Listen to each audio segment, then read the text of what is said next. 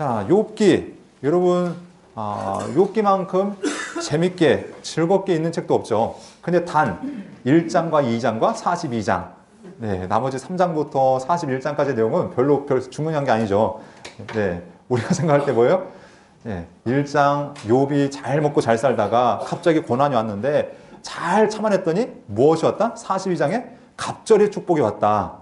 자, 그래서 3장부터 41장은 별 신경을 안 써도 아무튼 버티면 된다. 이 얘기가 우리가 생각하는 보통 욥기에 대한 이야기입니다. 그런데 과연 욥기가 그것을 이야기하는가? 자, 욥의 이름의 뜻은 돌아오다, 회개하다. 그래서 욥의 회개, 고난당하는 욥, 뭐 이렇게 다양한 의미가 있습니다. 그러니까 히브리어를 볼 때 의미가 다르고 또 이 아람어를 볼 때 약간 의미가 다르다는 것을 우리가 알 수 있습니다.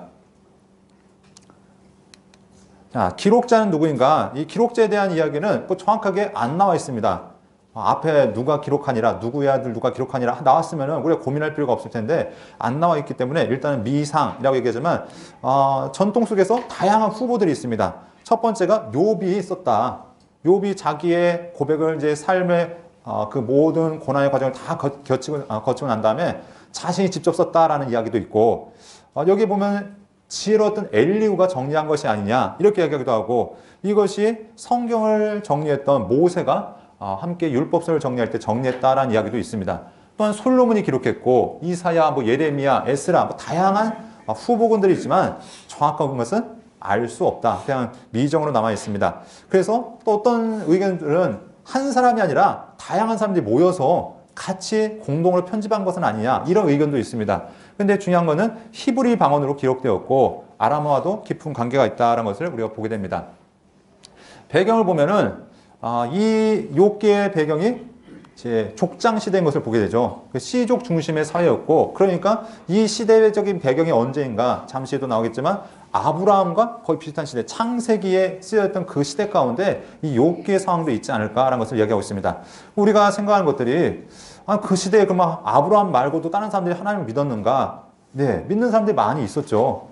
보면은 비록 우상 가운데 빠지긴 했었지만 당시에 아브라함을 비롯해서 아브라함의 아들 이삭이 며느리를 구하기 위해서 이삭이 야곱의 며느리를 야곱의 부인을 구하기 위해서 어디 보냐면은 하나안 땅에 보냈을 때 거기서도 하나님을 알고 있는 것을 보게 됩니다. 그 외에도 뭐 멜기세덱이라는 제사장은 이미 하나님의 제사장으로서 하나님께 인정받았고 그러니까 아브라함만 하나님을 알았다라고 얘기하는 것은 약간 문제가 있습니다. 그러니까 당시에 하나님을 아는 많은 사람들이 있었지만 특별히 하나님께서 아브라함을 택해서 이 성경 역사를 기록하시고 그 외에도 하나님을 아는 사람이 있었는데 그 중에 하나가 바로 욥과 그 친구들이 하나님을 알고 있었고 그 하나님에 대한 믿음의 고백이 바로 욥기를 통해서 나타난 것을 보게 됩니다. 자, 그러면 자, 욥기 1장 5절에 봤더니 그 족장 시대였던 근거가 또 한 가지 무엇이냐면 그들이 차례대로 잔치를 끝내면 욥이 그들을 불러다가 성결하게 하되 아침에 일어나서 그들의 명수대로 번제를 드렸으니 이 얘기는 당시 아직 제사 제도가 확립이 되지 않았다는 것이죠. 이게 이제 모세 이후로 가면은 제사는 누가만 드릴 수 있냐면 제사장만 드릴 수 있는 그 제사 제도가 딱 확립이 되어집니다. 그런데 아직 그 족장이 하나님 앞에 예배드릴 수 있었다는 것은 그 시대적인 배경이 바로 아브라함과 이삭과 야곱 그 비슷한 시대였던 것을 우리가 볼 수 있겠습니다.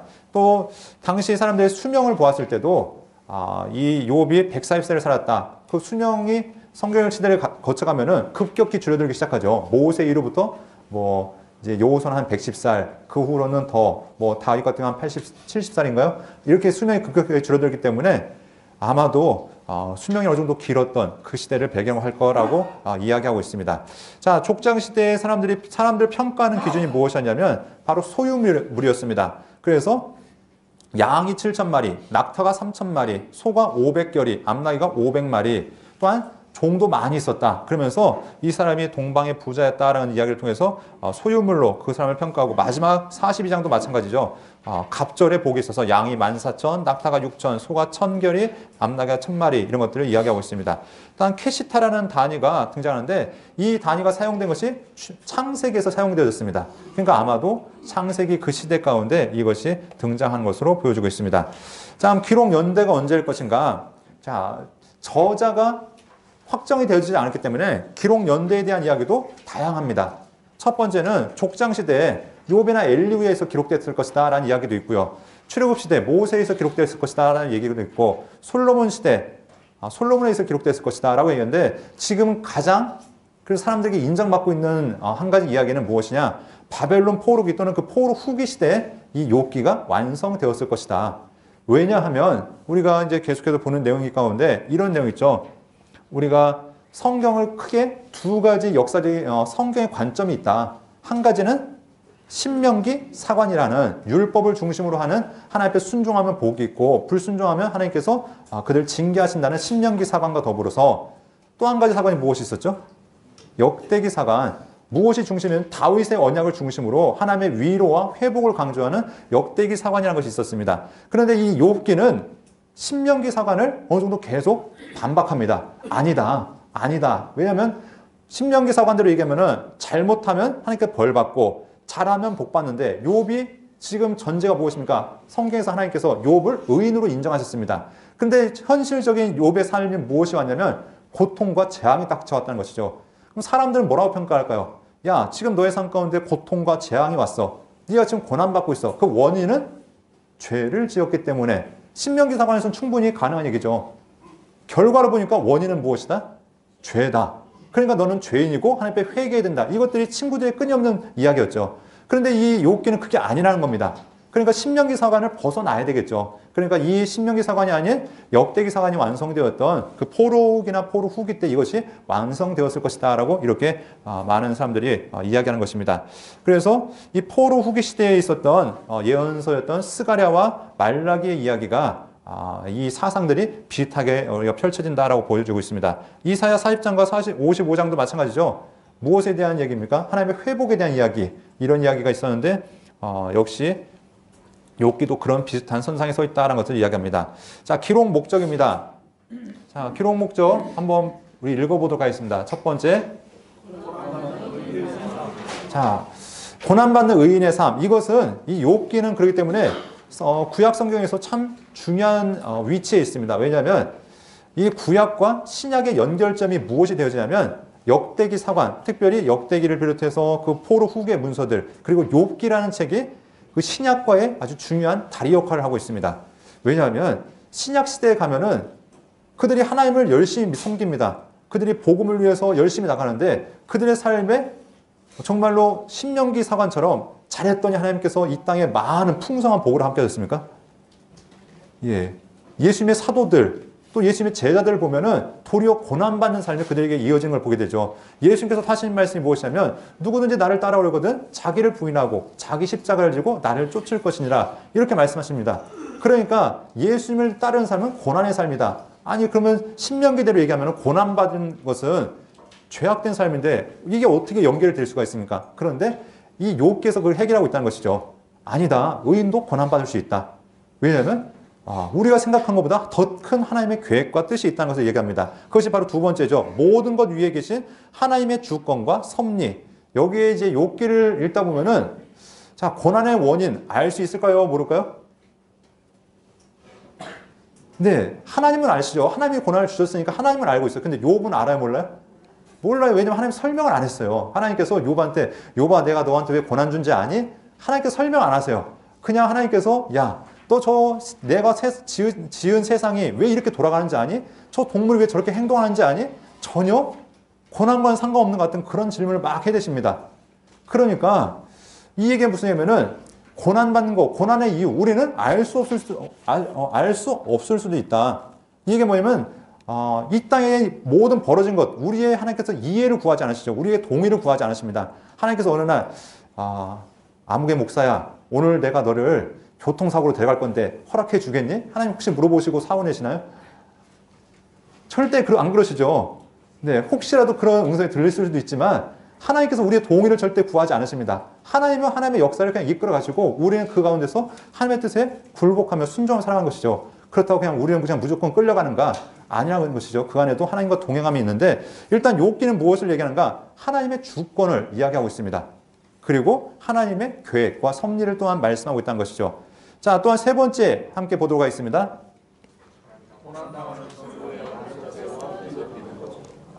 자, 고난당하는 성도의 바른 자세. 자, 욥은 고난당한 사람들의 모델입니다. 고난당할 때 어떻게 살아가야 되는가? 그냥 무조건 침묵하면서 기다리는 것이 해답인가? 아니란 겁니다. 성경은 욥이 계속 말다툼을 하죠. 엘리바스, 빌닷, 소발 이 세 친구들과 계속 말싸움을 합니다. 그러면서 뭐라고 하냐면 내가 의롭다까지 막 주장하죠. 근데 하나님께서 마지막 결론을 뭐라고 했냐면은 욥의 네 친구들의 말은 틀렸고 욥은 너는 잘했다 하나님 칭찬하십니다. 그럼 무엇을 잘했는가? 욥이 말한 거 보면 참 말도 안 되는 얘기도 많죠. 하나님 나한테 왔으면 좋겠다. 내가 하나님 대면했으면 좋겠다. 참 어떻게 보면 사람으로서 할 수 없는 그런 말도 함부로 막 하는데 하나님께서는 그런 것들을 인정하신다. 무엇이냐면 씨름해야 된다는 것이죠. 그냥 모른다고 그냥 가만히 있지 말고 그렇다고 해서 욥이 나는 하나님께 고난 줬으니까 하나님 이제부터 떠나겠습니다. 안녕히 계십시오 하고 떠난 것이 아니라 끝까지 하나님을 붙듭니다. 이해가 안 되기 때문에 자기의 이해 틀로 이해가 안 되기 때문에 어떡합니까? 끊임없이 씨름하는 거죠. 어떤 때는 정말 하나님 앞에 감히 쓸 수 없는 그 불경스러운 말까지 막 써가면서 그런데 하나님께서 잘했다는 겁니다. 그래 그렇게 하나님 앞에 계속 묻고 때로는 하나님과 씨름한 그 태도 자체가 잘했다는 것이죠. 말을 보면은 말도 안 되는 얘기도 많지만 그의 하나님께서 삶을 칭찬하신 것을 보게 됩니다. 자, 그리고 마지막으로 이 욥기는 신명기 신학의 인과응보로 설명할 수 없는 그 너머의 삶이 있다. 여러분이 믿고 있는 하나님, 그 하나님이 하나님의 전부입니까? 우리가 믿고 우리가 의지한 하나님이 내가 생각하는 그것이 하나님의 전부라고 얘기할 수 있습니까? 아니죠. 우리는 하나님께서 알려주신 부분만 우리가 알 수 있고 그것을 믿을 수 있습니다. 우리는 성경에서 계시된 그 부분만 하나님을 아는데 그것이 하나님의 전부다라고 얘기하면은 이때는 문제가 심각해지는 겁니다. 하나님은 우리가 알고 있는 그 너머에도 그 너머보다 훨씬 크시고 더 광대하신 분입니다. 근데 친구들의 문제가 무엇이었는가? 계속해서 나오겠지만 친구들은 자기가 아는 하나님 그게 전부입니다. 야, 내가 아는 하나님은 이런 분인데 너는 그 하나님에 비추었을 때 잘못했으니까 너는 죄인이야. 계속해서 정죄하죠. 욥도 그게 전부인지 않았습니다. 그 전까지는 잘못하면 회개하고 하나님 앞에 제사 드리면 그게 하나님 앞에 복 받는 길이고 이게 신앙의 전부라고 생각했는데 하나님께서 아니야. 너는 나를 더 알아가야 돼. 그 너머에 네가 생각하는 그거보다 내가 더 크고 그보다 생각하는 하나님의 그 위대하신 것, 광대하심, 하나님의 신정과 하나님의 계획이 있다는 것을 알라고 말씀하신 겁니다. 자, 그렇다면 우리가 이제 크게 세 번의 논쟁이 있습니다. 이게 표가 이제 여러분들 오해하기 쉬운데 욥 한 다음에 엘리바스 다음에 빌닷 다음에 이렇게 돌아간 것이 아니라 욥이 말하면 누가 그 다음에 이어서 받죠? 엘리바스가 받고 엘리바스 다음에 곧바로 빌닷이 나오는 것이 아니라 그 다음에 누가 나와요? 욥이 나오고 욥 다음에 다시 또 빌닷이 나오고 빌닷 다음에 욥 나오고 욥 다음에 소발 나오고 소발 다음에 다시 욥이 하고 이렇게 계속 마치 탁구를 하듯이 공을 한번 딱 치고 치면은 다시 넘어오고 이것이 반복되어집니다. 그런데 이 논쟁이 총 몇 번이냐면 크게 3번이 돌아갑니다. 자, 한번 따라하겠습니다. 엘리바스, 빌닷, 소발. 근데 이 구조가 크게 3번이 넘어간다. 여기 사이사이에 계속 욥이 끼어들어가죠. 그런데 이 구조가 크게 3번. 그런데 마지막 3번째는 소발은 침묵합니다. 그래서 마지막은 욥, 엘리바스, 욥, 빌닷, 욥. 이렇게 이제 끝나면서 곧바로 이제 엘리후의 또 다른 이제 이야기가 나오죠. 자, 그래서 크게 3번에 걸쳐서 이야기가 진행되어진다. 그러면 그 욥의 이 논쟁이 끝날 때마다 욥의 반응이 무엇이냐? 주 하나님께서 나의 심판자가 되신다. 두 번째 반응도 하나님이 나의 심판자가 되신다. 세 번째는 주께서 나의 피난처가 되신다. 이런 이제 마지막 고백들이 담겨 있는 것을 보게 됩니다. 자, 그럼 첫 절, 끝절 함께 보도록 하겠습니다. 시작.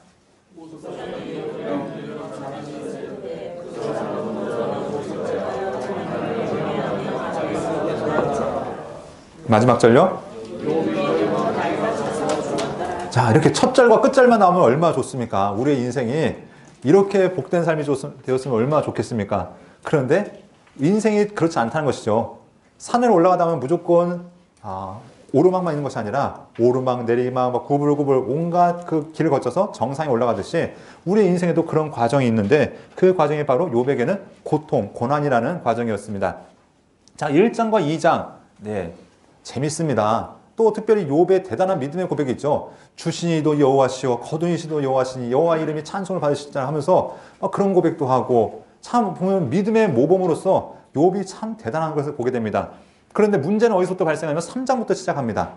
그렇죠? 욥이 차라리 안 태어났으면, 차라리 내가 엄마 뱃속에 있을 때 죽었으면, 그러면서 자기의 생애를 저주한 데서부터 이제 문제가 발생하죠. 그래서 그 논쟁이 어디까지 등장하냐면은 37장까지 이제 계속해서 등장합니다. 네 명의 사람과 논쟁하고, 이 문제, 욥이 계속해서 하나님, 제발 하나님 만났으면 좋겠습니다는 고백이 정말 이루어집니다. 어디서 이루어지냐면 38장에서 하나님께서 짜잔 하고 나타나셔서 욥과 대면하십니다. 그리고 욥에게 말씀하시면서 그 욥의 모든 문제가 사그라들었습니다. 자, 그러면서 욥이 마지막 회복되었다라는 얘기를 하고 있는데, 그래서 크게 우리가 보면은 첫 번째 1장과 2장은 욥의 고난에 대해서, 3장부터 37장까지는 욥과 세 친구의 논쟁에 대해서, 그리고 마지막 38장부터 42장까지는 욥의 구원에 대해서 이렇게 이야기가 진행된 것을 보게 됩니다. 자, 그렇다면 우리 한번 1장부터 한번 하나하나 짚어가면서 함께 보도록 하겠습니다.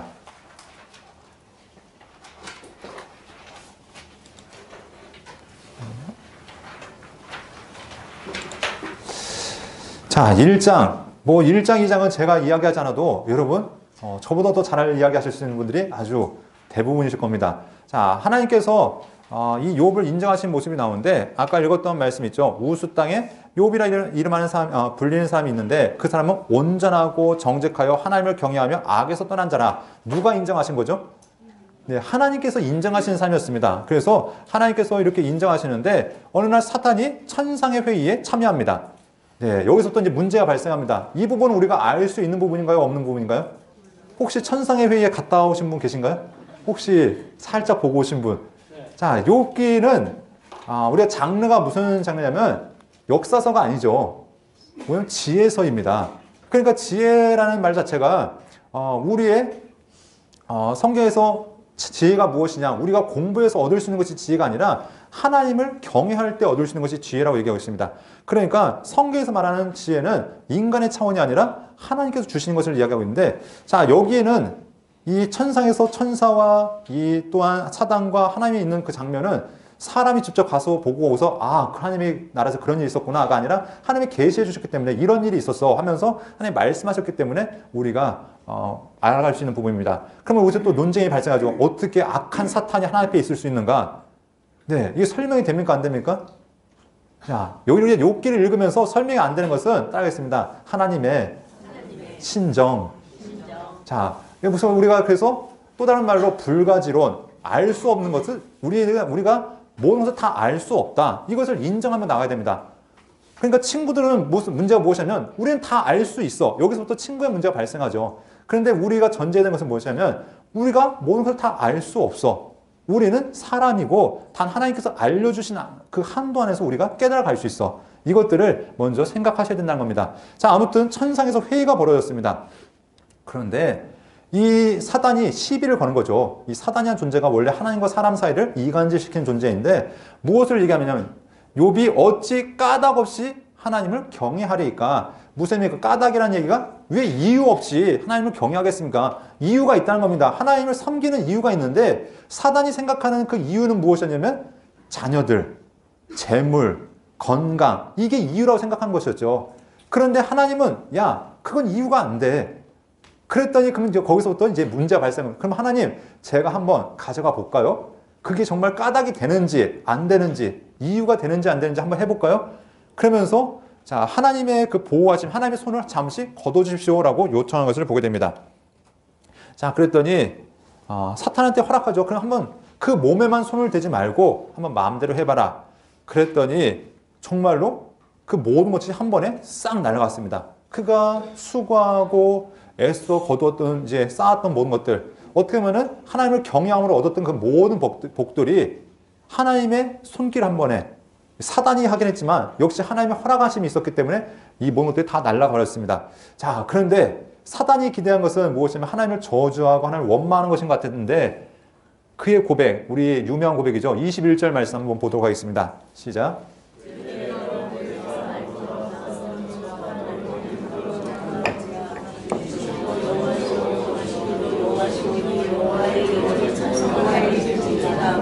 네, 이런 믿음이 있어야죠. 네, 그런데 교회 여러분이 담임자로서 아니면 전도사로서 사역하다 보면 안 그렇죠. 성도들끼리 싸웠어도 하나님, 제가 오직 하나님만 신뢰하겠습니다. 이래야 되는데 싸움은 어떻게 해요? 둘 다 나가요. 네. 목사님 보기 싫어서, 그 성도 보기 싫어서, 예, 싹 나가버리고. 아니, 왜 문제는 자기들한테 있는데, 예, 교회를 떠나고 하나님을 떠나는지, 이유는 도저히 아직도 이해가 안 되지만, 아무튼 이 욥의 고백은 어떻습니까? 하나님을 끝까지 붙들고 있습니다. 나에게는 그것이 이유가 되지 않습니다. 그것이 나에게는 까닭이 되지 않습니다. 결국 사단이 패배한 거죠. 자, 그러면서 이 욥이 범죄하지 아니하고 하나님을 향하여 원망하지 아니하니라. 자, 여기서 끝났으면 문제가 없습니다. 그런데 두 번째 문제가 발생했습니다.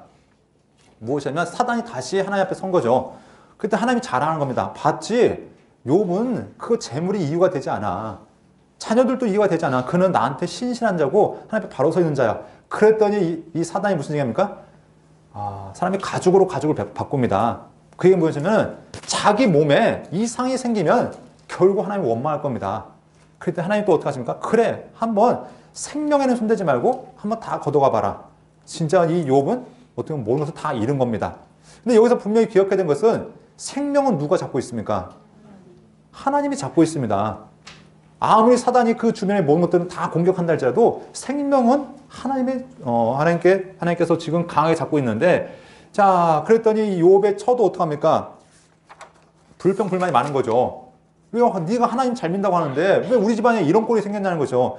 특별히 부인은 충격받았겠죠. 자기 자녀 10명이 하나아침에 죽었는데 이게 안 미치면 이상한 거죠. 제정신인 게 이상한 겁니다. 그러니까 남편한테 무슨 얘기합니까? 차라리 하나님을 욕하고 죽어라. 근데 많은 사람들이 이제 여기에 한 번 하나를 더 붙이죠. 그리고 집 나갔다. 근데 성경 어디에도 집 나갔다는 얘기는 없어요. 네. 아마 그러면서 함께 머물러 있었겠죠. 그런데 그래서 뭐 어떤 사람이 이렇게 얘기해서 집 나가서 나중에 새 장가 들어서 자녀 10명을 다시 낳았다라고 하는데, 예, 그거는 여러분의 상상력이고 성경 그건 얘기는 어느 곳에도 없습니다. 자, 아무튼 이때 고백이 무엇이냐면 다시 한번 10절 말씀을 읽어보겠습니다. 시작.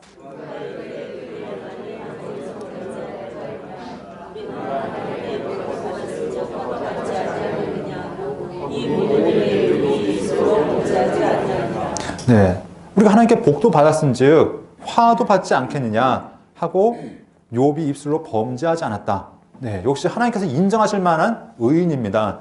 자, 그래서 하나님께서 이렇게 하시는데 여기서 끝났으면 얼마나 좋습니까? 그래, 너 시험 통과했다. 끝 하고서 다시 회복시켜주면 우리도 큰 문제가 없죠. 하나님께서 우리에게 잠깐의 고통을 허락할 수 있겠구나. 근데 이 고통이 잠깐의 고통일까요? 아니었죠. 몇 날 며칠인지 알 수 없지만 계속해서 고통이 옵니다. 그런데 더 큰 고통이 무엇이냐면 하나님이 침묵하시는 고통이 그에게 다가왔다는 겁니다. 그전에는 하나님 앞에 예배하면 그래도 그 앞에 하나님의 응답하심이 있었는데 이제 도저히 하나님께서 그에게 대답하지 않으십니다. 자, 그때 누가 오냐면 욥의 소문을 듣고서 얼마나 충격을 받았든지 욥의 친구들이 옵니다. 이 욥의 친구들은 당시 각각의 지역의 지혜자들이었습니다. 그냥 아무나 어중이 떠중이 온 것이 아니라 나름대로 오늘 말하면 철학가들, 교수들, 어느 사상에 있어서 어느 대가를 이룬 사람들이 이 욥을 찾아왔다고 생각하면 좋습니다. 그래서 앞으로 펼쳐진 이야기는 당시 지성의 대표들이 이 욥과 이제 그 신앙에 대한 이야기들을 이제 나누고 있는 것이죠. 믿음이란 무엇이냐, 온전한 신앙이란 무엇이냐, 이런 이야기를 하고 있는데, 자, 욥을 딱 봤더니 뭐라고 말을 못하는 겁니다. 얼마나 그 욥의 상황이 심각한지 7일 밤낮 동안 함께 앉아 있는데, 예, 뭐 위로를 받을 상황이 되어 위로를 하죠. 그러니까 그냥 앉아만 있는 겁니다. 같이 그렇게 위로하는 상황을 보게 됩니다. 이때 첫 번째 논쟁이 시작되어집니다. 그 논쟁은 어디서부터 시작되어지냐면, 자, 1절 말씀 함께 보겠습니다. 시작. 자, 자기의 생애를 저주하니라. 자, 욥이 신앙이 있는 사람입니다. 여러분 같으면 너무 고통스러우면, 여러분은 아니죠. 어떤 사람 같으면 너무 삶이 고통스러우면 차라리 내 목숨을 끊겠다. 이 극단적인 결단까지 하는 사람들도 있을 겁니다. 그런데 이 욥의 생명이 끊어질 수 없는 한 가지 이유는 누가 잡고 계세요? 하나님이 잡고 계세요. 죽을 것 같은데 안 죽는 겁니다. 하룻밤 계속 그렇게 지나고 있는데 너무나 이제 참다 못해서 어떻게 하면은 저주를 하는데, 하나님을 저주하는 게 아니라 누굴 저주해요? 자기의 생일. 다른 얘기하면 차라리 내가 안 태어났으면 이 꼴 안 봤는데. 그러면서 자기의 존재를 부정하기 시작합니다. 내가 이 모든 문제가 다 나한테 있는 거야. 나만 예전에 어머니가 날 배웠다고 했을 때 차라리 뱃속에서 유산이 되었다면, 차라리 태어났어도 그날 죽었다면 하면서 자기의 생애를 끊임없이 저주하고 있는 겁니다. 그런데 이게 누구의 귀에 거슬렸냐면 새 친구들의 귀에 거슬리기 시작하죠. 아니 이놈의 죄인이 빨리 회개할 생각은 안 하고 뭐 하고 있어요? 자기는 욥은 나름대로 그래도 하나님을 원망할 수 없기 때문에 자기의 생애를 저주하고 있는데, 친구들이 듣기에는 이것이 누구를 향한 원망입니까?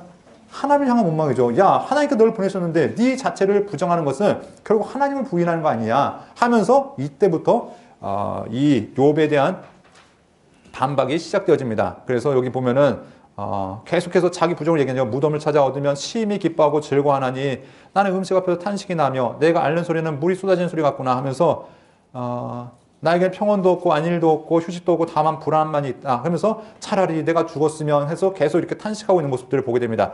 이때 엘리바스가 이제 첫 번째 고백이 시작되어집니다. 자, 한번 17절 말씀 한번 보겠습니다. 시작.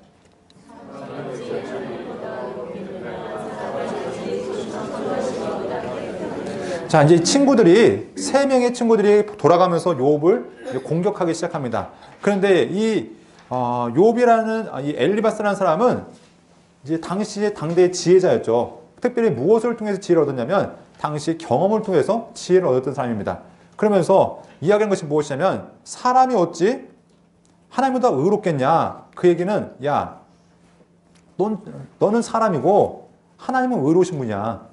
네가 아무리 네가 죄 없다고 한다 할지라도 너는 태생적으로 죄인일 수밖에 없어 하면서 욥을 책망하기 시작합니다. 자, 5절 1절도 한번 보겠습니다. 너는 부르짖어 보라. 내가 응답할 자가 있겠느냐? 거룩한 중에 내가 누구에게 향하겠느냐? 그러면서 하는 얘기가, 나라면 하나님을 찾겠고 내 일을 하나님께 의탁하리라.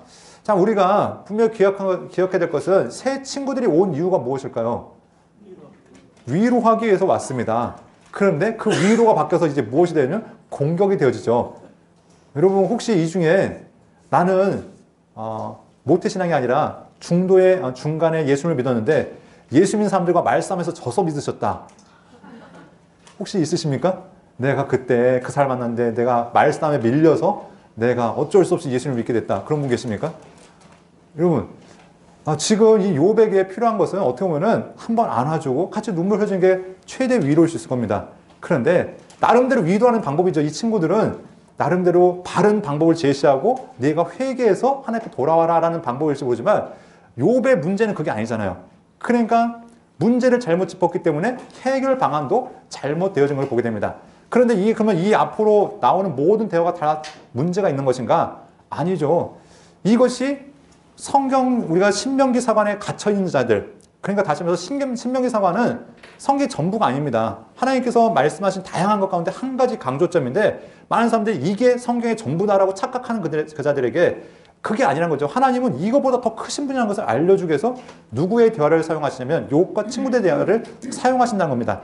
그러니까 이것은 단지 이 친구들 분위기도 못 잡고 지금 주제 파악도 못하고가 아니라 지금 당시에 살았던 모든 사람들, 그리고 오늘날도 하나님을 믿으면서 잘못 신앙생활을 하고 있는 자들에게 그 신앙의 틀을 깨치라고 이들의 대화를 통해서 우리에게 다가오고 있다는 것입니다.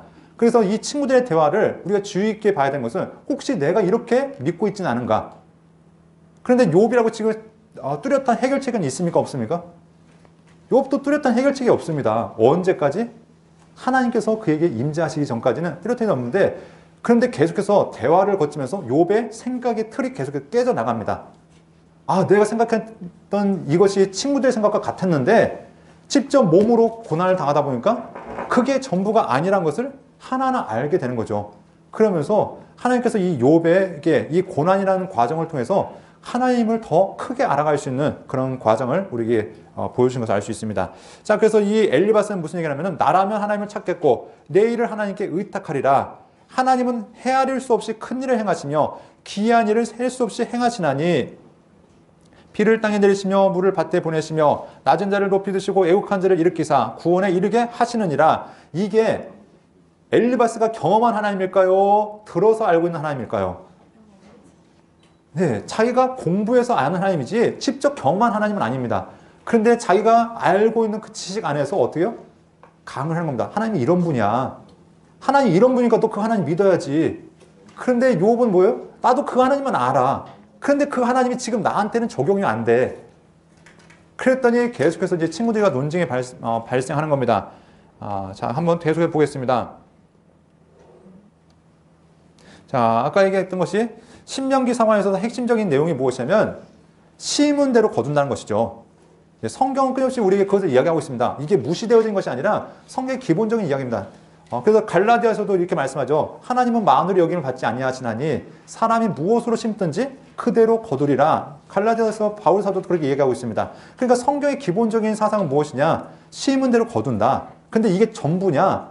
아닐 수 있다는 겁니다. 만약에 우리가 심은 대로 거둔 대로 했으면 이 자리에 계신 분, 이 자리에 계실 분이 있을까요?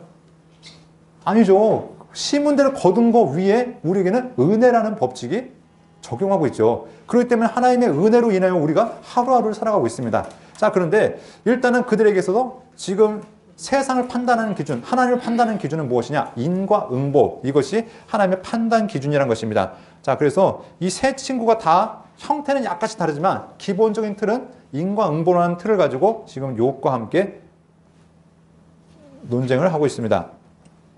자, 그러면 욥의 그 답변이 무엇입니까? 자, 4절 말씀 함께 보겠습니다.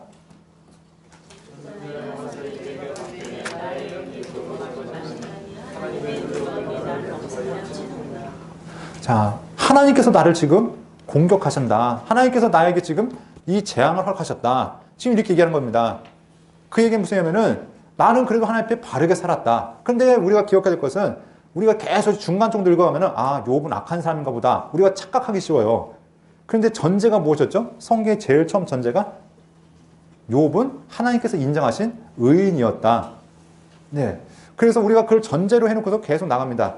그러면서 하나님께서 어떻게 하셨습니까? 자기의 명예를 누구에게 두셨어요? 욥에게 두신 겁니다. 하나님께서 그 욥에게 자기의 어떻게 보면은 이름을 걸고 계신 거죠. 나는 이 욥은 끝까지 하나님을 신뢰할 거야. 근데 사단은 무슨 얘기를 하겠죠? 아닙니다. 하나님 다 걷어가면 분명히 하나님을 저주할 겁니다.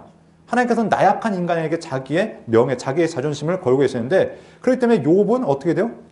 끝까지 이제 버티어 나가야 된 거죠. 근데 그 과정을 욥이 알고 있습니까? 모르고 있습니까? 모르고 있습니다. 그럼에도 불구하고 지금 욥이 이제 그 과정을 하는데 예, 어떻게 보면 이제 불경스러운 이야기들이 하나하나 나오기 시작하죠. 하나님께서 나를 공격하셨다. 하나님이 나를 치셨다. 이렇게 얘기하기 시작하는 겁니다. 자, 그랬더니 내게 가르쳐서 나의 허물된 것을 깨닫게 하라. 내가 잠잠하리라. 친구들에게 하는 얘기가 내가 뭘 잘못했는지 한번 구체적으로 한번 설명을 해봐. 너희가 그냥 무조건 내가 잘못했다고 얘기하는데 잘못한 것이 무엇인데 그때 나중에는 이제 별의별 이야기를 다 들죠. 네가 가난한 사람들 것을 빼앗고 약한 사람들 것을 압제하고 별의별 이야기를 하는데 이제 상상력을 발휘해서 막 이제 욥을 공격하기 시작합니다. 그런데 욥은 나는 하나님 앞에서 진실하게 살았다라고 끊임없이 고백하고 있는 것이죠.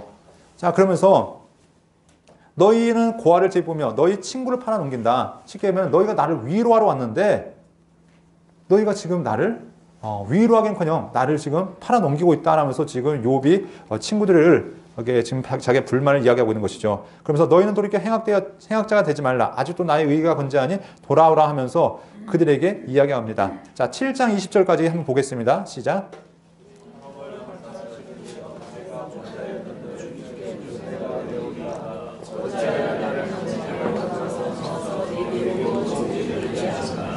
자, 어떻게 보면은 여러분 사람의 범죄하면 하나님과 상관이 있습니까? 없습니까? 하나님과 상관이 있습니까? 없습니까? 욥의 이야기가 맞습니까? 틀립니까? 네, 맞는 것 같은데 한번 성경의 역사 전체를 살펴보면 예수님께서 왜 오셨습니까? 사람과 상관없었다면 사람의 죄악이 하나님과 아무런 상관없다면 그분이 굳이 이 땅에 오셔야 될 이유가 없었겠죠. 그런데 지금 욥은 그것까지 아직 안 나가죠. 네, 이것이 계속해서 이제 발전해 나가는데 나중에는 이제 하나님 앞에 서게 되어지지만 당시에 하나님은 하나님, 나는 나. 그냥 우리는 우리 일만 하면 됩니다. 하나님과 나는 별개입니다. 지금 이렇게 생각하면서 하나님 도대체 내가 뭘 잘못했길래 나한테 이런 고난을 허락하십니까? 끊임없이 지금 신음하고 있는 욥의 모습을 보게 됩니다. 자, 이따 자세한 거는 이제 엘리후 이야기를 하면서 다시 한번 이야기하겠는데요. 자, 그렇게 욥이 반박했더니 빌닷이 이제 두 번째 이야기를 하게 되죠. 자, 여러분 빌닷의 이야기 가운데 유명한 이야기가 8장 7절의 이야기입니다. 8장 7절 여러분 무슨 얘기인지 아시죠? 써 있죠. 내 시작은 미약하였으나 내 나중은 심히 창대하리라. 자, 이 말씀이 여러분 보면은 이제 개업하는 집에 딱 액자로 해가지고 무슨 교회에서 딱 붙여놓습니다. 네, 성경에 나온 말씀이니까 나쁜 말씀은 아니지만 이 말씀이 무조건 틀린 말씀일까요? 틀린 말씀은 아니에요. 지금 이 세 명의 친구들 다 지혜자로 얘기했습니다. 그들도 나름대로의 지혜를 가지고 이야기하는데 단 무엇이 틀렸는가? 욥의 상황에 맞습니까? 안 맞습니까? 예, 친구들이 이야기한 것이 당시의 지혜였고 당시에 그들에게 당연하게 통용되었던 이야기지만 당시 욥의 상황에는 맞지 않았다는 얘기입니다. 그러니까 이 8장 7절의 이야기가 그냥 일반적인 하나님의 은혜를 얘기할 때는 맞을 수 있습니다. 그러나 지금 욥이 처한 상황에서는 절대 맞는 내용이 아니다. 그렇기 때문에 많은 사람들이 한번 성경 구절을 액자할 때는 다시 한번 좀 고심하십시오라는 이야기를 많이 하죠. 자, 그래서 이런 이야기도 우리가 볼 수 있고요. 그럼 빌닷의 이야기가 무엇인가 함께 보도록 하겠습니다. 자, 3절 말씀. 이 빌닷이 하나님을 변호해 드리죠. 자, 뭐라고 변호하는가? 3절 보겠습니다.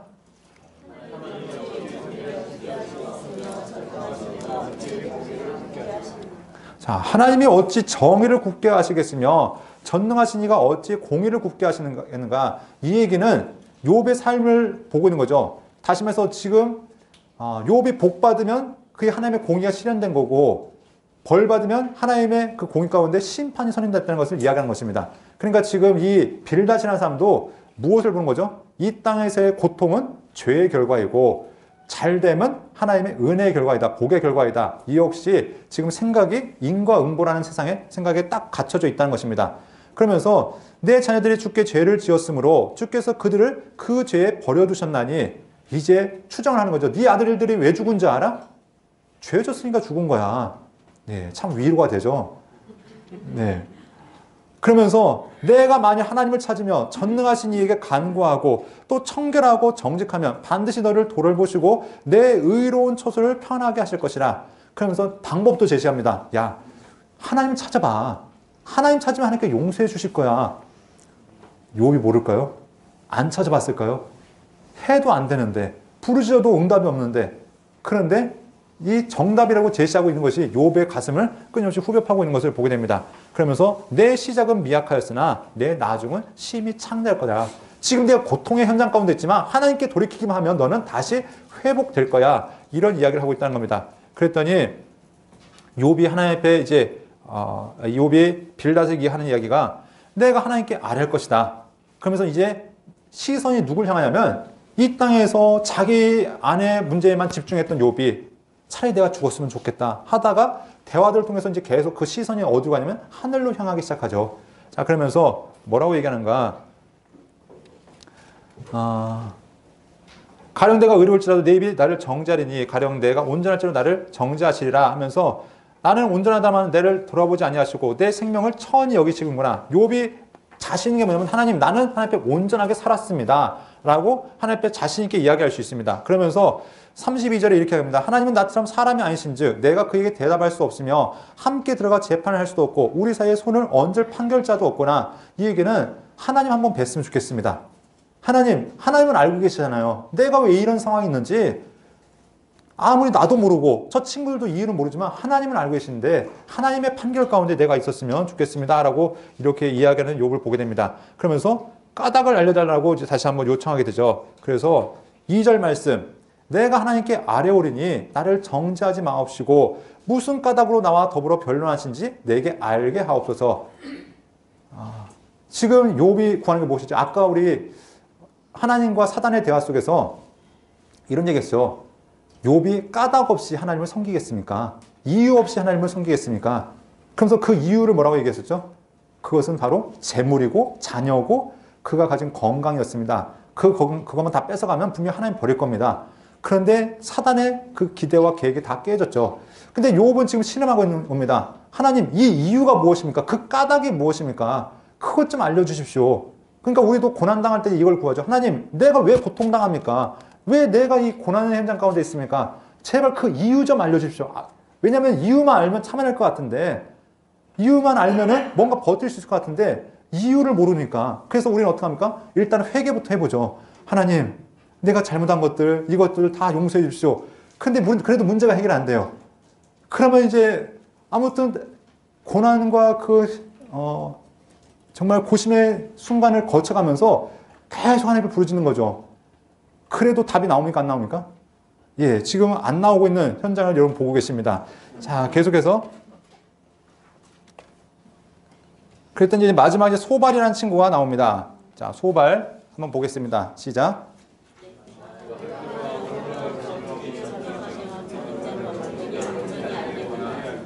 야, 이 욥이 하는 얘기가, 야, 넌 사람이야. 네가 하나님 알면 얼마나 안다고. 네가 하나님 앞에서 뭘 잘났다고 하면서 그렇게 얘기하는 거죠. 하늘보다 높으시니 내가 무엇을 알겠으며 스월보다 깊으시니 내가 어찌 알겠느냐. 그의 크심은 땅보다 깊고 바다보다 넓으니라. 여러분, 네, 말은 다 맞는 것 같습니다. 그런데 이게 욥에게 위로가 되는 얘기인가요? 안 되는 얘기인가요?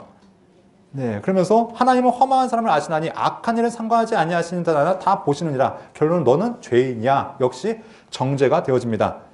자, 이런 첫 번째 논쟁의 이제 마지막이 뭐라고 끝나는가? 욥이 이제 친구들을 책망한 거죠. 야, 너희만 참으로 백성이구나. 너희가 죽으면 지혜도 죽겠구나. 그 얘기 뭐냐면, 야, 니네만 머리 있는 줄 아냐? 나도 생각할 줄 알고 나도 다 상황을 볼 수 있어. 그러면서 지혜와 권능이 하나님께 있고 계략과 명철도 그에게 속하였나니 그가 허신즉 다시 세울 수 없고 사람을 가두신즉 놓아주지 못하느니라 하면서 계속해서 하는 얘기가 너희 아는 것들을 나도 아노니 너희만 못하지 않으니라 하면서 이제 나는 너희랑 더 이상 대화하기 싫다. 너희랑 대화해봤자 답이 나옵니까? 안 나옵니까? 사람들끼리 대화해봤자 답이 안 나온다는 겁니다. 왜냐하면 그들의 알고 있는 지식이 자기 아는 지식이고 그들이 뭐 새로운 것으로 그들 욥을 위로한 것이 아니라 그냥 뻔한 이야기로 계속해서 공격만 하고 있을 때 욥이 지금 시선을 어디로 향하냐면 나는 젖는 자에게 말씀하려 하며 하나님과 변론하려 하노라. 이제 이게 또 이제 시비가 되어지죠. 야, 감히 사람이 하나님께 하면서 이제 또 문제거리가 되어지지만 욥의 시선이 어떻게 됩니까? 처음엔 자기 자신에 있다가 처음엔 주변의 상황들, 친구들과 논쟁하다가 이제 그의 시선이 점점 높아져서 하나님께서 이 모든 원인과 문제의 해결책이 있다면 내가 하나님과 변론했으면 좋겠습니다. 하나님을 만나봤으면 좋겠습니다. 이런 이야기가 진행된 것을 보게 됩니다. 자, 그러면서 내가 말씀하게 하시고 주는 내게 대답하십시오 하면서 하나님과의 대화를 지금 요청하고 있는 모습들을 보게 됩니다. 자, 이렇게 해서 이제 첫 번째 논쟁이 끝나는데, 자, 두 번째, 세 번째 논쟁. 마찬가지로 계속 어떻게 할까요? 친구들은 그들이 주장하는 무기는 무엇이냐면 인과 응보라는 무기입니다. 그 무가 무슨 뜻이라고요? 잘했으면 복 받고 잘못했으면 벌 받는다. 근데 욥을 그 틀에 딱 끼워놓고서 계속해서 이야기하는 겁니다. 왜냐면 지금 증거가 있잖아요. 삶에 지금 욥이 모든 것을 다 잃어버렸고 자녀들이 죽었고 그의 몸은 중병에 걸렸고 이거는 죄를 지어도 보통 죄가 아니라 어마어마하게 심각한 죄를 지었다고 그들이 판단할 수밖에 없는 근거란 겁니다. 그렇기 때문에 그들은 계속해서 이 틀을 가지고 공격하고 욥은 계속해서 어떻게 합니까? 아니다. 아니다. 나의 해결책은 누구에게 있다? 너희의 답변이 아니라 하나님께 있다 하면서 계속 하나님께 가까이 나아가는 모습들을 보게 됩니다. 자, 그러면 두 번째 논쟁 한번 보도록 하겠는데요. 자, 엘리바스 이야기로 이제 시작되어집니다.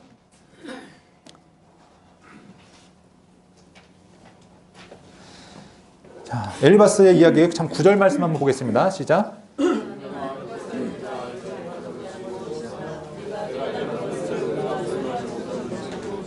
자, 욥에게 하는 얘기가 야,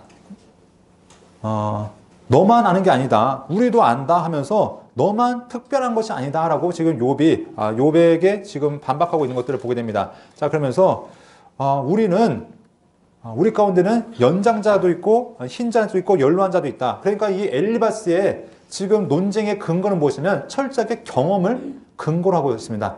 우리 조상 대대로 물려왔던 그 지혜를 경험으로 봤을 때 너는 죄 지은 거야. 그러니까 이 엘리바스의 그래도 말은 일리가 있죠. 일리는 있는 이야기지만 지금 욥의 상황 가운데는 아주 정확하게 적용은 되지 않는 것들을 보게 됩니다. 그러면서 욥에게 너 지금 경험상으로 봤을 때 너는 분명히 죄가 있다라는 이야기를 지금 이야기하고 있습니다. 그랬더니 욥이 계속해서 답변은 무엇밖에 없습니까? 하나님은 아신다. 나는 하나님의 중재를 구하겠다. 그랬더니 자, 빌닷이라는 사람이 또 이제 등장합니다. 빌닷이 무슨 얘기를 합니까? 너희가 어느 때에 가서 말의 끝을 맺겠느냐? 깨달아라. 그 후에 우리가 말하리라. 어찌하여 우리를 짐승을 여기며 부정하게 보느냐? 그러면서 왜냐면 이 세 친구는 그래도 당대의 지혜자들이었는데 이 욥이 계속 그들의 이야기를 듣습니까? 안 듣습니까? 안 듣고 무시하니까 야 너희 왜 우리를 짐승 여기면서 왜 우리의 말이 귀를 안 기울이는데 하면서 이렇게 끊임없이 이제 반박하는 모습을 보게 되죠. 그래서 21절에 참으로 불의한 자의 집이 이러하고 하나님을 알지 못하는 자의 처소도 이러하니라. 그러면서 그가 욥을 판단할 때 야 지금까지 모든 상황들을 보았을 때 너는 분명히 하나님 앞에 죄를 지었다. 특별히 너는 하나님과 관계없는 자이다. 하나님을 알지 못하는 자이다 하면서 그를 강하게 정죄하는 모습들을 보게 됩니다. 그때 욥의 고백, 나의 대속자가 살아계시니 라는 고백으로 자 보겠는데요. 자, 우리 2절부터 한번 쭉 보도록 하겠습니다. 너희가 내 마음을 괴롭히며 말로 나를 짓부수기를 어느 때까지 하겠느냐. 너희가 10번이나 나를 학대하고도 부끄러워 아니하는구나. 비록 내게 허물이 있다 할지라도 그 허물이 내게만 있느냐. 너희가 참으로 나를 향하여 자만하며 내게 수치스러운 행위가 있다고 증언하면 하려니와 하나님이 나를 억울하게 하시고 차기 그물로 나를 에워싸신 줄을 알아야 할지니라 하면서 내가 알기에는 나의 대속자가 살아계시니 마침내 그가 땅 위에 서실 것이라 하면서 그의 시선이 하나님께 온전히 고정되어 있습니다. 하나님 어느 때입니까? 나의 이 억울함을 갚아주실 분, 나의 이 모든 삶을 회복하실 그때가 언제입니까? 그가 하나님 앞에 그의 마음을 온전히 쏟아놓고 있는 모습들을 보게 됩니다. 그러면서 내 가족이 벗김을 당한 때에도 내가 육체 밖에서 하나님을 바라보겠습니다. 내가 어떤 고난이 있어도 하나님을 절대 포기하지 않겠습니다. 하나님께로부터 나의 답을 얻겠습니다라고 지금 계속 이야기합니다. 그러니까 욥의 계속 이제 간구를 무엇이냐면 하나님 만났으면 좋겠다. 하나님 앞에 섰으면 좋겠다. 그래서 그의 시선이 계속 하나님을 향해서 달려가는 것을 보게 됩니다. 자, 이때 소발이라는 사람이 무엇을 얘기하냐면 내가 알지 못하냐 예로부터 사람이 이 세상에 생긴 때로부터 악인이 이긴다는 자랑도 잠깐이요 경건하지 못한 자의 즐거움도 잠깐이다 하면서 악인은 결국 무엇인가 흥하는 것 같지만 그 흥황이 잠깐이다. 결국 욥이 네가 과거에 열심히 부유하고 자녀들도 낳아서 잘 기르는 것 같지만 너는 악인이었다. 그렇기 때문에 지금 내 삶이 이렇게 비참한 처지에 처해 있다. 예, 계속해서 같은 얘기죠. 말하는 저나 듣는 여러분이나 성경을 보는 사람들이나 보면은 뭐 달라질 게 별로 없습니다. 방향이 조금씩 달라지긴 하지만 그 내용이 계속해서 반복되어지죠. 그런데 욥의 고백은 계속해서 약간씩 달라집니다. 뭐라고 고백하냐면 어찌하여 악인이 생존하고 장수하며 세력이 강하냐. 자, 그러면서 세상을 본 것을 이야기하는 것이죠. 그들의 후손이 그 앞에서 그들과 함께 굳게 서고 자손이 그들의 목전에서 거하구나. 그들의 집이 평안하며 두려움이 없고 하나님의 매가 그들의 위에 임하지 아니하며. 그러니까 소발의 말을 반박하는 겁니다. 네 말은 악인은 잠깐 동안 흥황하다가 망한다고 얘기했지만 야 세상 봐봐라. 악인이 정말 그렇게 망하냐? 아니다. 악인이 도리어 잘 된다. 자식도 잘 되고 짐승도 잘 되고 야 낙태하는 일도 없이 그냥 잘 되는 거 아니냐? 그러니까 네가 얘기하는 것이 진리가 아니다. 네 말에도 분명히 어폐가 있다라는 것들을 이야기합니다. 그러면서 전능자가 누구에게 우리가 섬기며 우리가 그에게 기도한들 무슨 소용이 있으나 하는구나 하면서 그들의 악인이 그렇게 살아간다는 것이죠. 하나님을 무시하고 살아가지만 그들의 삶 가운데 문제가 발생한다는 겁니까? 안 한다는 겁니까? 안 한다는 것이죠. 악인은 이 땅에서 승승장구할 수도 있다. 그 얘기가 지금 욥의 이야기입니다. 그래서 내 소발의 말이 틀릴 수도 있다는 것들을 또한 전제로 하고 있습니다. 그렇게 이제 세 번째 논쟁이 시작됩니다. 자, 엘리바스가 이제 무슨 얘기예요? 엘리바스가 계속 욥에게 부탁하는 얘기는 겁니다. 회개해라. 제발 정신사고 하나님께 돌아가라. 네. 참 이 욥 듣는 욥도 답답하고 보는 우리도 답답하고. 자, 그랬더니 무슨 얘기합니까? 자, 내가 의로운들 젖는 자에게 무슨 기쁨이 있겠으며 내 행위가 온전한데 그게 무슨 이익이 있겠느냐. 하나님이 너를 책망하시며 너를 신문하심이 너의 경건함 때문이냐.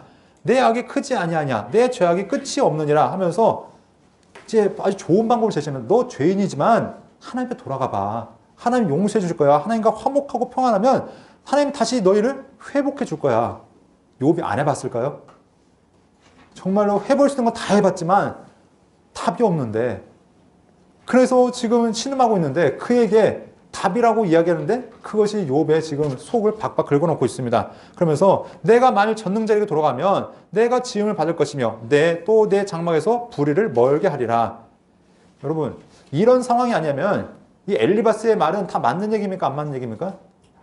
예, 엘리바스의 이야기도 거의 맞는 이야기고 100%는 아니지만 거의 맞는 이야기고, 빌닷의 이야기도 거의 맞는 이야기고, 소발의 이야기도 거의 맞는 이야기예요. 단 대상이 누구기 때문에? 욥이기 때문에 안 맞는다. 왜냐하면 이 고통이 누구에게서부터 왔기 때문에? 욥에게의 원인이 있는 것이 아니라 하나님께로부터 왔기 때문에 욥이 뭐 어떻게 한다고 이거를 해결할 수 있는 방법이 없는 겁니다. 누가 풀어주기 전까지는? 하나님이 풀어주기 전까지는. 그런데 계속해서 욥 너한테 문제가 있다는 거죠. 무엇인가 계속 한번 시도해보라는 겁니다. 네가 뭔가 하면은 바뀌어질 거고 달라질 것이라고 이야기하는 것을 계속 보게 됩니다. 그랬더니 이제 우리가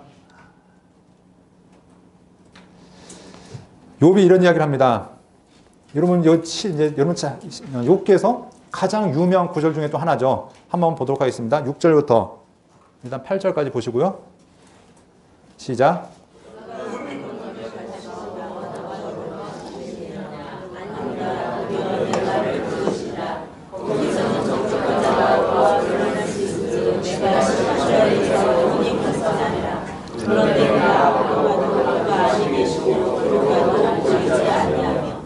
자, 여기까지 무슨 말씀이 나올지 아시죠? 뒤에 한번 보도록 하겠습니다. 9절, 10절 계속 보겠습니다.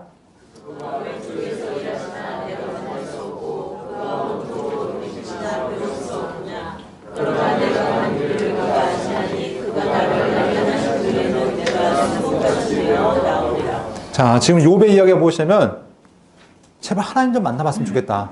내 억울함 좀 하나님 앞에 다 내놓았으면 좋겠다. 왜냐하면 하나님께서 나에게 모든 것을 알고 계실 텐데 하나님 앞에 서서 내가 내 마음을 쏟아놓으면 하나님께서 내가 어떤 사람인 걸 알 텐데, 이거를 우리가 그냥 보면 좀 이해가 안 되시는데 이거를 다른 번역본을 보시면 좀 더 이해가 여러분 편하실 겁니다. 한번 보도록 하겠습니다. 자, 우리가 이게 알고 있는 의미와는 약간 다른 의미죠. 우리는 어떻게 해요? 나의 길 오직 그가 아시나니 하면서 쭉 하죠. 내가 정금같이 나오리라 하면서 이제 이런 고백을 합니다. 그래서 우리가 하나님 앞에 지금 어떤 시련과 고난이 있어도 하나님 앞에서 믿음으로 나가겠습니다 라는 찬양으로 이 고백을 이야기하는데, 자, 이게 어떤 의미가 있는가? 다른 번역본들을 보면은 하나님은 내가 발 한 번 옮기는 것을 다 알고 계실 터이니 나를 시험해 보시면 내게 흠이 없다는 것을 아실 수 있으련만, 공동번역은 그런데도 나의 걸음을 낱낱이 아시나니 털고 또 털어도 나는 순금처럼 깨끗하리라. 그런데도 나는 나의 걸음을 낱낱이 아시나니 털고 털어도 나는 순금처럼 깨끗하리라 하면서,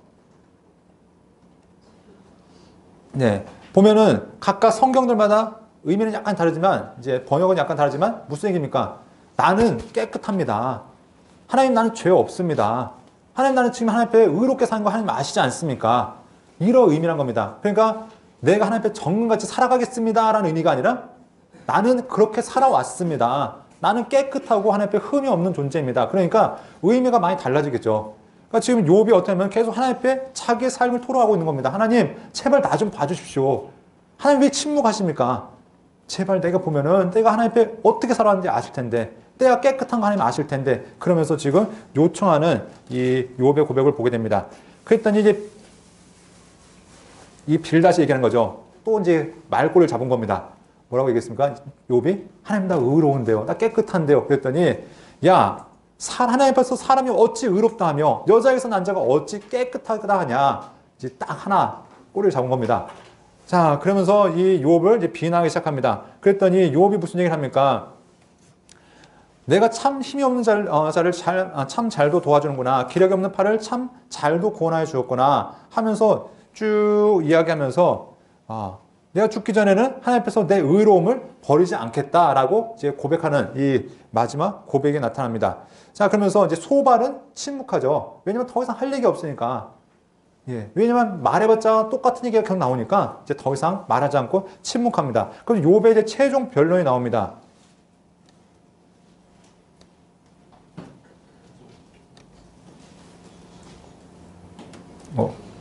내가 잘못 눌렀네요.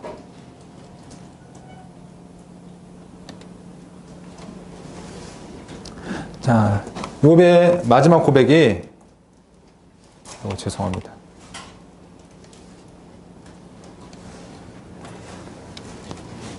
자, 우리 한번 2절부터 4절까지 한번 보도록 하겠습니다. 시작.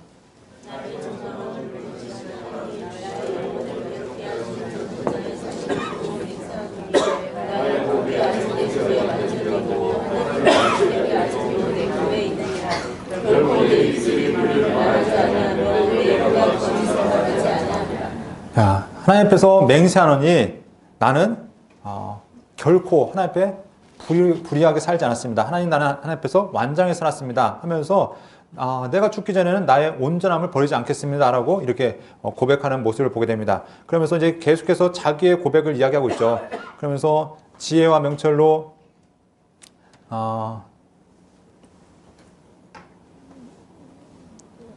쭉 이야기한 다음에 욥이 자기 고백이 이제 등장합니다. 내가 어떻게 살았는지 아니? 하면서 이제 친구들에게 얘기하는 거죠.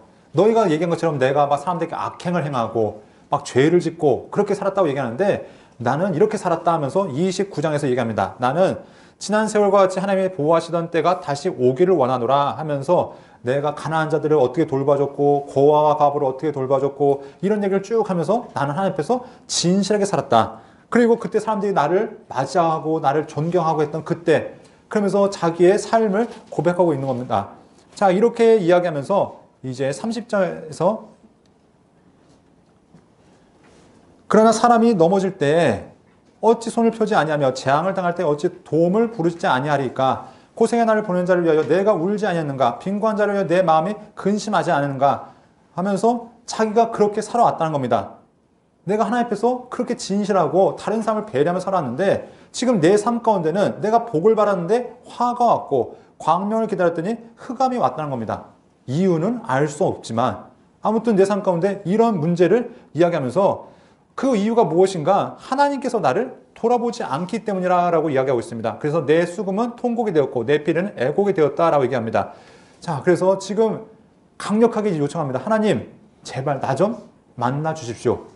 그러면 하나님 앞에 내가 따질 게 꽤 있습니다 하면서 지금 이야기하는 욥의 모습을 보는데 마지막 변론입니다. 자, 31장 35절 말씀 한번 읽어보겠습니다. 시작.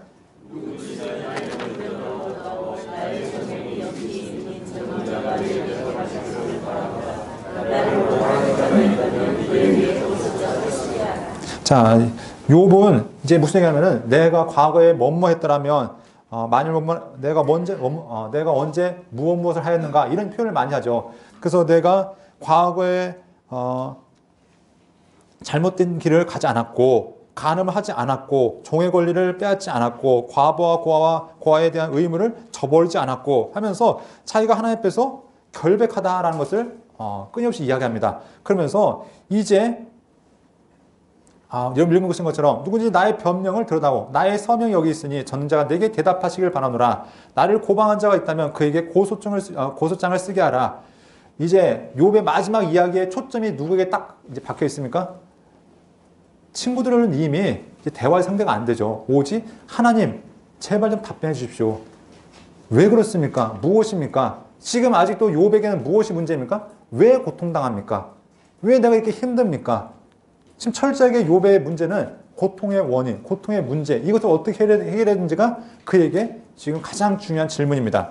그런데 하나님이 곧바로 답변하시면 좋겠는데 누가 이제 이 중간에 끼어드냐면 엘리후라는 사람이 이 사이에 끼어들어서 이제 변론을 하기 시작합니다. 먼저 엘리후가 화를 내죠. 한번 보겠습니다. 욥이 자신을 의인으로 여김으로 그 세 사람이 말을 그치니 람 족속 부스 사람 바사겔의 아들 엘리후가 화를 내니 그가 욥에게 화를 내면 욥이 하나님보다 자기가 의롭다 하며 또 세 친구에게 화를 내면 그들이 능히 대답하지 못하면서 욥을 정죄함이라. 자, 욥의 이야기가 도를 넘었죠. 아까 쭉 얘기하면서 결국 하나님, 나는 죄가 없습니다. 그런데 내 삶에 문제가 있다는 것은 누가 잘못한 겁니다? 하나님이 잘못한 겁니다. 그러니까 이 듣던 엘리후가 열이 받는 거죠. 아니 뭐 하나님이 잘못했어? 그 욥한테 열이 받았고 친구들 3명에는 또 왜 화가 났습니까? 막 억지로 막 이제 욥에게 막 죄를 뒤집어 씌우는 거죠. 넌 그랬을 거야, 저랬을 거야 하면서 하는데 얼토당토 않은 막 이런 갖가지 이유를 들어서 욥에게 하는데 욥이 반박하면 단 하나도 제대로 대답을 하지 못하는 겁니다. 그러니까 듣다 보다 못해서 누가 이야기하냐면 엘리후라는 사람이 등장합니다. 자, 이 엘리후에 대한 입장은 성경에서 약간 애매합니다. 왜냐하면 하나님께서 마지막 최종 판결할 때 욥을 어떻게 하시면 너 오히려 왔어. 하나님 인정해 주십니다. 새 친구 어떻게 하십니까? 너네 잘못했어. 그런데 엘리후에 대한 이야기가 나올까요? 안 나올까요? 안 나와요. 엘리후에 대한 평가가 안 나와요. 그렇기 때문에 과연 엘리후의 이야기가 맞는 거야? 틀리는 거야? 야, 그래서 제가 욥기를 준비하기 위해서 또 우리 같이 공부하면서 다양한 책들을 참고하는데 그 책들을 보면은 부류가 반이 나눠져요.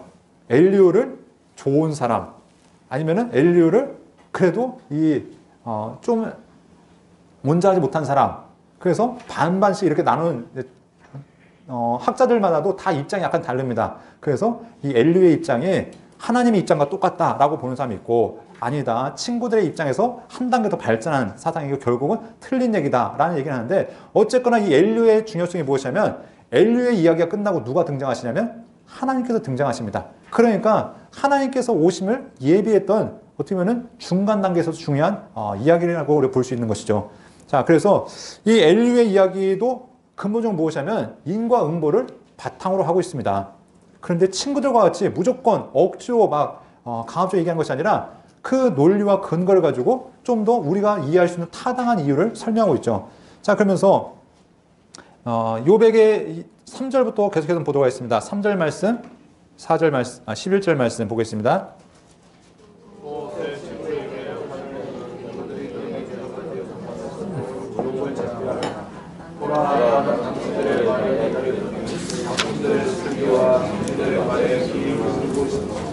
자, 엘리후는 기다렸다는 거죠. 친구들과 같이 성급하게 이야기하지 않고 충분히 다 들었다는 겁니다.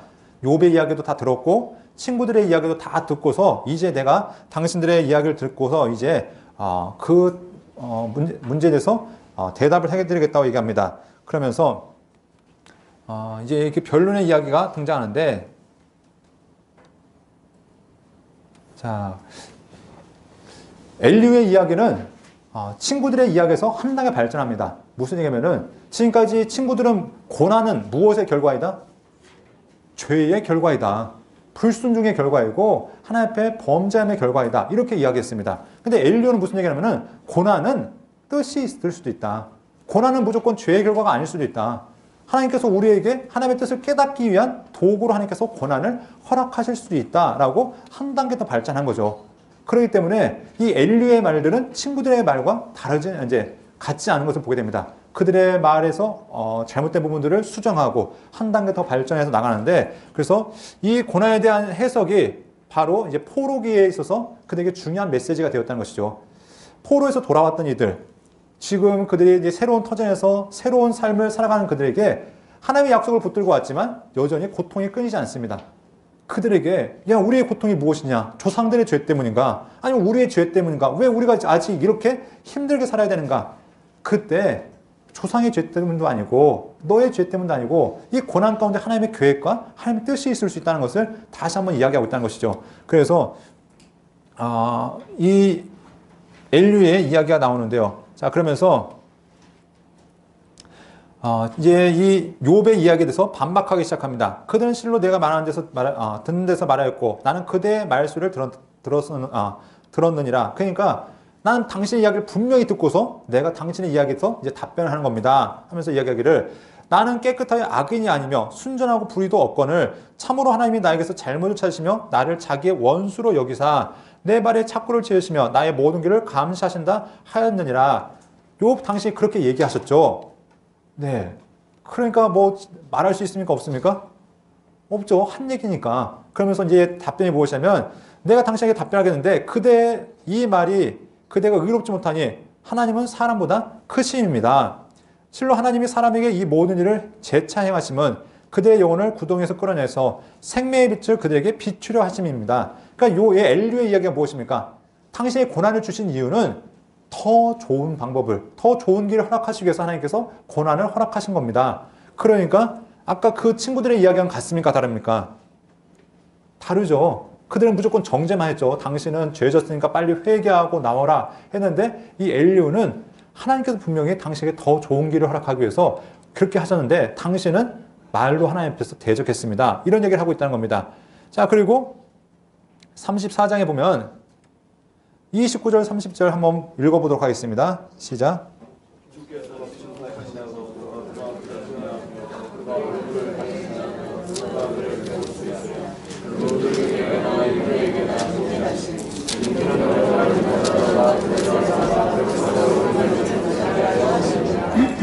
자, 욥한테 하는 얘기가 하나님께서 침묵하신다고 감히 그에게 대들 수 있습니까?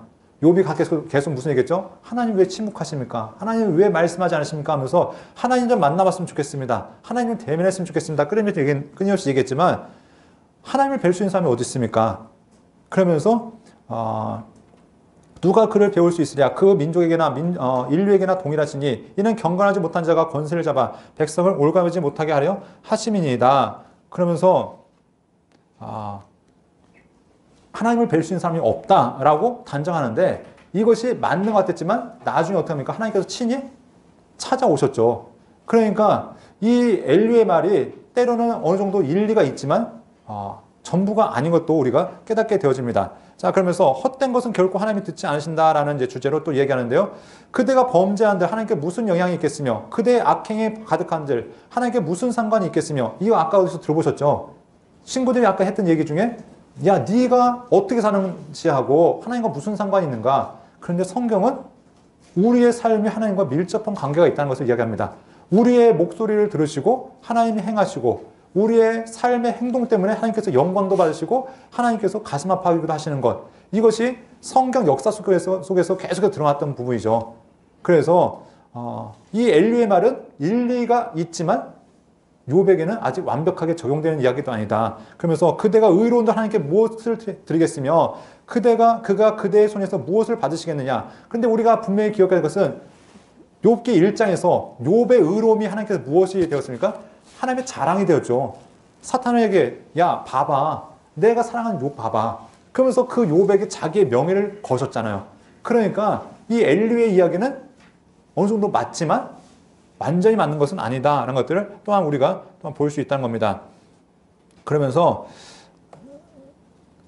이렇게 이제 엘리후가 여러 가지 논쟁으로 이렇게 이야기했을 때 마지막 이야기가 37장에 나옵니다. 37장의 이야기는 하나님께서 세상을 어떻게 지으셨는지 그 이야기를 이야기하고 있습니다. 그래서 36장, 37장에 보면은 하나님께서 높으시니 우리가 그를 알 수 없고 그의 횟수를 헤아릴 수 없다라고 이야기하면서 그가 비를 어떻게 내리시는지 그가 번개를 어떻게 치시는지 막 이런 걸 얘기하면서 그게 보시면 하나님의 신정 우리는 알 수도 없고 알아서도 안 된다 이런 식으로 얘기합니다.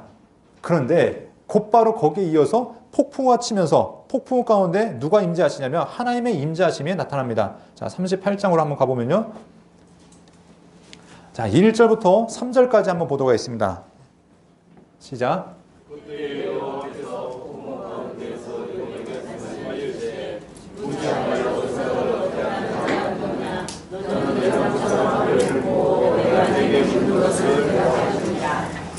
자, 지금까지 욥이 하나님 앞에 그렇게 구했던 하나님께서 임재하셨습니다. 어디 가운데요? 폭풍우 가운데, 거센 폭풍우 가운데 하나님께서 친히 임재하셔서 그 하나님의 위엄에 가득 찬 말씀으로 무지한 말로 생각을 어둡게 하는 자가 누구냐 하면서 그 모인 사람들에게 말씀하시죠. 그러면서 욥에게 요청하신 것이 너는 대장부처럼 허리를 묶고 내가 내게 묻는 것을 대답할지니라. 자, 이 무지한 말로 이전에 나왔던 아까 말씀이 누구냐에 따라서 이게 약간 이야기가 달라질 수 있습니다. 이 무지한 말로 생각을 어둡게 하는 자가 누구냐라는 대상을 욥으로 볼 것이냐, 친구들로 볼 것이냐, 엘리후로 볼 것이냐에 따라서 그 이제 내용들이 약간씩 달라지겠죠. 자, 만약에 이것이 친구들과 엘리후였다면은 하나님께서는 욥을 인정하시고 친구들은 책망하신 내용이 될 것이고 만약에 욥에게 무지한 말로 생각을 어둡게 한 자 하면은 욥을 책망하시면서 다시 한번 이제 욥에게 말씀하신 내용이 될 텐데 분위기상으로 봤을 때는 욥이 아니라 친구들을 책망하시는 모습으로 보는 것이 아무래도 적절할 것 같습니다. 자, 그래서 욥에게 요청하신 것이 너는 대장부처럼 허리를 묶고 내가 네게 묻는 것을 대답할지니라. 이게 무엇이냐면은 너는 이제 대답해 봐야 돼. 너는 이제 피하지 말고 내가 너한테 찾아왔으니까 이제부터 내가 너한테 묻는 것들을 당당하게 한번 이야기해봐라. 그러면서 그에게 이제 하나님께서 말씀하시죠. 무엇을 얘기하십니까? 우리가 성경을 쭉 이제 보면은 하나님께서 지으신 세상에 대한 이야기를 합니다. 38장 4절부터 보면은 이런 얘기가 나오죠. 내가 땅에 기초를 놓을 때 내가 어디 있었느냐? 내가 깨달아 알았거든 말할지니라. 누가 그것의 도량법을 정하였는지 누가 그 줄을 그것에 위에 띄었는지 내가 아느냐? 그것의 주추는 무엇을 세웠으며 그 모퉁이들을 누가 놓았느냐? 하나님의 창조에 대해서 하나하나 쭉 이제 설명해 나가기 시작합니다. 그러면서 네가 한번 대답해 봐. 내가 지금 하나님 만나기를 그렇게 간절히 소원했는데 한번 만났으니까 너랑 한번 얘기 좀 해보자. 하나님 말씀하시는데 이 답변에 욥이 대답할 수 있습니까? 없습니까? 없죠. 자, 이렇게 끝나는 것이 아니라 자, 40장으로 가면은 하나님 또 말씀하십니다. 자, 1절과 2절 말씀 다시 한번 보겠습니다. 시작.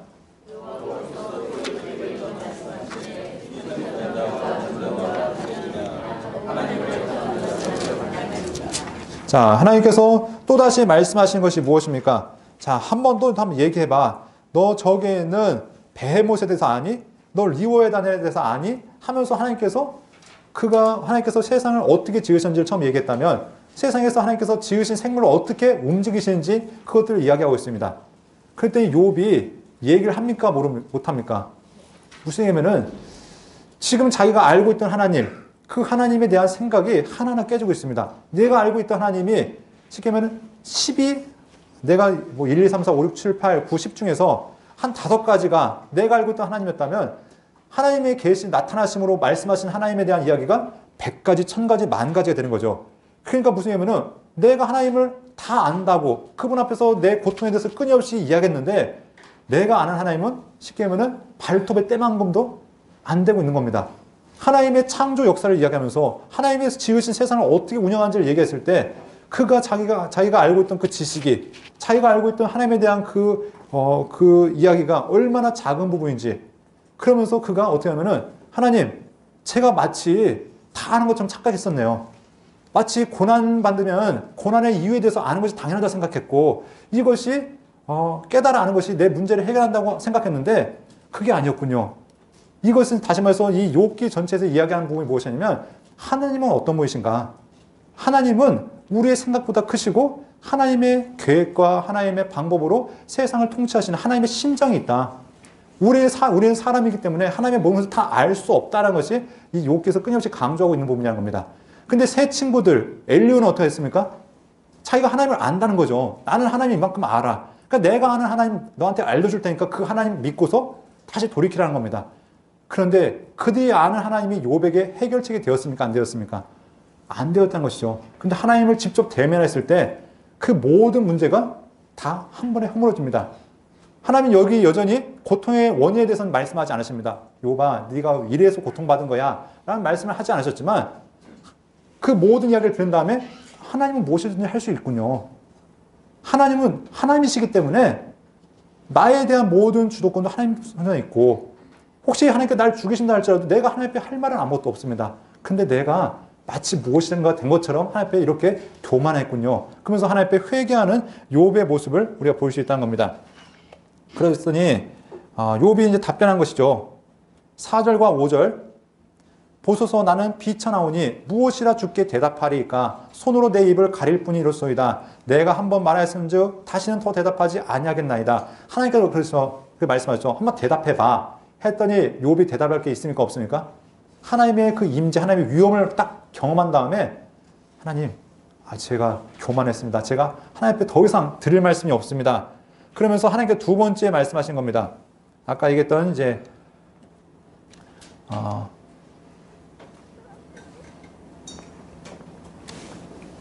너는 대장부처럼 허리를 묶고 내가 네게 묻겠으니 다시 대답하라 하면서 내가 내 공의를 부인하느냐 내 의의를 세우려고 나를 악하다 하겠느냐 하면서 욥의 질문에 대해서 아까 욥이 하나의 친구들과 계속해서 논쟁했던 그것에 대해서 말씀합니다. 그러면서 내가 하나님처럼 능력이 있느냐 하나님처럼 천둥소리를 내겠느냐 하면서 하나님께서 행하신 일들에서 이야기하고 있습니다. 그러면서 그 내용들이 무엇입니까? 하나님께서 아까 얘기했던 것처럼 베헤못, 하마라고 불리는 그 베헤못을 어떻게 인도하시는지, 또한 리워야들을 하나님께서 어떻게 하시는지, 그러면서 야, 내가 만든 짐승 하나조차도 너희가 어찌하지 못하는데 감히 너희가 하나님에 대해서 안다고 말한 그 자체가 우스운 거 아니냐. 그렇지 않습니까? 사람이라는 이 미약한 존재가 사자 하나, 호랑이 하나 어찌하지 못하면서 그 전능하신 하나님 앞에 우리가 뭔가 대항해 보겠다고, 그분을 무엇인가 한번 실행해 보겠다고 하는 그 자체가 우스운 것 아니하면서 내가 나처럼 능력이 있냐라고 하나님이 말씀하시는 모습을 보게 됩니다. 그러면서 하나님께서 이제 판결을 하시는 거죠. 욥을 회복하시는 모습을 보게 되는데, 자, 7절부터 9절까지 말씀 한번 보겠습니다. 여호와께서 욥에게 이 말씀을 하신 후에 여호와께서 대만 사람 엘리바스에게 이르시되 내가 너와 내 두 친구에게 노하나니 이는 너희가 나를 가리켜 말한 것이 내 종 욥의 말과 같이 옳지 못함이니라. 그런데 너희는 숫소 7과 일순양 7을 가지고 내 종 욥에게 가서 너희를 위하여 번제를 드리라. 내 종 욥이 너희를 위하여 기도할 것인즉 내가 그를 기쁘게 받으리니 너희가 우매한 만큼 너희에게 갚지 아니하리라. 이는 너희가 나를 가리켜 말한 것이 내 종 욥의 말과 같이 옳지 못함이니라. 자, 그래서 이 세 친구가 하나님 앞에 가서 재물을 가지고 하나님 앞에 제사를 드렸더니 욥이 또한 용서하죠. 그래서 하나님께서 이 욥과 친구들을 회복하시는 모습을 보게 됩니다. 회복이 되어졌는데 어떻게 회복하시는가? 자, 10절 말씀입니다. 욥이 그의 친구들을 위하여 기도할 때 여호와께서 욥의 곤경을 돌이키시고 여호와께서 욥에게 이전 모든 소유보다 갑절이나 주신지라. 우리는 이제 여기에 눈이 딱 꼽히는 거죠. 야, 드디어 갑절을 받았구나. 네, 그런데 여러분, 자녀 10명 죽고 새로 10명 나면 복입니까? 야, 어쨌든 10명 받았으니까 하나님께 복 받았다고 얘기할 수 있습니까? 우리가 어르신들이 하는 얘기가 자녀가 죽으면 가슴에 문다고 얘기하는데, 비록 재산은 2배로 불어났지만 그게 진짜 복인가? 욥에게 있어서 진짜 복은 이게 아니라 하나님을 만난 것. 이 땅에서의 회복도 중요한 부분이지만 하나님이 누구신지를 알아간 것. 그래서 그분과 함께 동행하는 것. 이것이 진짜 복이라는 것. 이것을 욥기를 통해서 알아야 될 줄 믿습니다. 자, 그렇다면은 이 욥기를 통해서 우리에게 전체를 말씀하신 것이 무엇이었습니까? 성경은 하나님이 누구신가? 이것을 욥기에서 끊임없이 말씀하고 있죠. 우리의 생각으로 다 알 수 없다. 그런데 그분은 우리랑 별개의 존재가 아니다. 친구들은 계속해서 사람이 어떻게든지 하나님과 무슨 상관이 있겠냐? 그런데 아니란 것이죠. 그분은 우리의 삶을 주목하시고 우리의 삶을 이끌고 계시고 항상 우리와 함께 동행하기 원하신 분이시다. 그분은 아까 욥에게 계속해서 대장부처럼 한번 얘기해봐라. 한번 말해봐라. 그 얘기는 너 말 못하지 이 얘기가 아니라 너는 더 깊이 와서 알아야 된다는 것이죠. 나의 깊은 그 품 안에 들어와서 내가 이 세상을 어떻게 운영하는지, 내가 이 세상을 어떻게 이끌어가는지 너도 알아야 돼. 네가 내 자녀라면 그 수준까지 올라가야 되지. 언제까지 거기서 땅에서 그냥 심고 거두고 먹고 그 수준에서 머물러 있을 것인데, 그러면서 하나님께서 욥을 하나님의 자리로 초대하고 있다는 것입니다. 자, 오늘 우리가 이 욥기를 통해서 알아야 되는 것, 욥기는 그렇기 때문에 고난이 왜 왔는가, 고난을 어떻게 극복해야 되는가, 그런 문제가 아니라 하나님이 누구신가, 그 하나님은 어떻게 함께 살아가야 될 것인가, 이 문제를 우리에게 말씀하고 있다는 것입니다. 여러분이 지금까지 머릿속에서 가둬왔던 그 하나님이 아니라 성경을 통해 말씀하시고, 아니 성경보다 더 크게 우리 삶 가운데 다가오신 그 하나님을 만나보실 수 있기를 간절히 소원합니다.